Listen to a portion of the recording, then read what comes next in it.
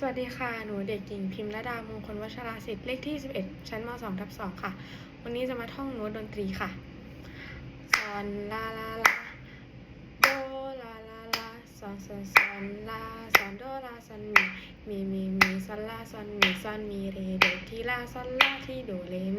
มีซอนลาโดลาซอนมีซอนลาซอนมีเรโดซอนลาลาลาโด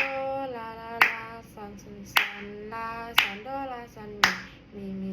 ซอนลาซอนมีเรโดทีลาซอนลาทีโดเรมีซอนลาโดลาซอน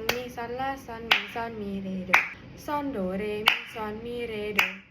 ซอนลาเรโดทีลาซอนฟามีฟาซอนเรมีฟาซอนฟามีเรทีลาซอนลาทีโดเรมีซอนลาโดลาซอนซอนลาซอนมีเรโดซอนโดเรมีซอนมีเรโดซอนลาทีลาซอนฟามีฟาซอนเรมีฟาโดเรมีฟาซอนฟามีเรซอนลาซอนมีเรโดทีลาซอนลาทีโดเรมีซอนลาโดเรซอนลาซอนมีเรโดขอบคุณค่ะ